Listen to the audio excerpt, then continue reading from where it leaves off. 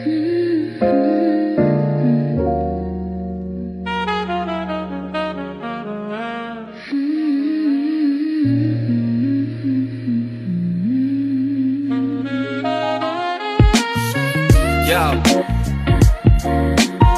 this is Kuya Max once again.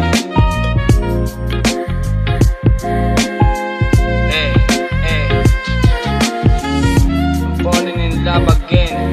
It's never in my plan.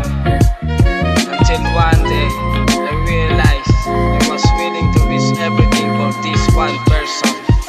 Hindi alam kung paano na in love sa'yo. Grabe tindi mo, nakuha mo pag-iintindi ko. Pero sa CV mo, kausap mo naman ay di ako. Kaya ko ganito, nalilito, pag-ibig na ba to? Ah shit, masaklag pa, grabe na yun. Tama yung mapagbirong tadhana pa sa atin ang pumana. Pero di ako nagsawa, hindi nakakasawa. Ang puso ay pairalin at magmukhang kawawa kasi hindi mo naman alam, malalim na nararamdaman. Isang tabi lang, wala nang pakialam. Sakali mang madarang sa init ng pagmamahal mong nasa sa iba lang. Ay siya, sayang lang yung tama. Kung hindi naman tumama, di parang di na tama. Kung sakali mang sumama ka sa akin ay wala na ang sakit. Di mo madana, sa iyo akong bahala kasi A real man has nothing to hide.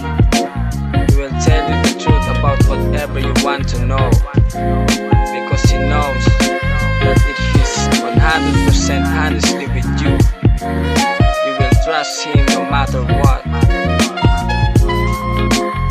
Second verse.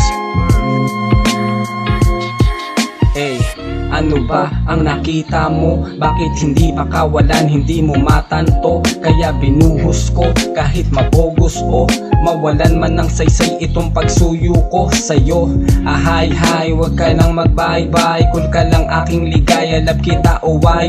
Di mo na kailangan pa kung tanungin kung bakit mahal kita, kasalanan mo din. Sana rin makita mo kung ano ba ang iyong halaga. Wag kang magpakatanga sa taong hindi talaga pinili yung pinaka, yung bang iniiba ka habang may tao na sa'yo palaging pinadama. At darating din ang araw at malaman mo, sakali mang dumating laging asahan mo. Andito lang palagi kung ako'y kailangan mo, palag-palag pa din dun sa nakasanayan mong ako.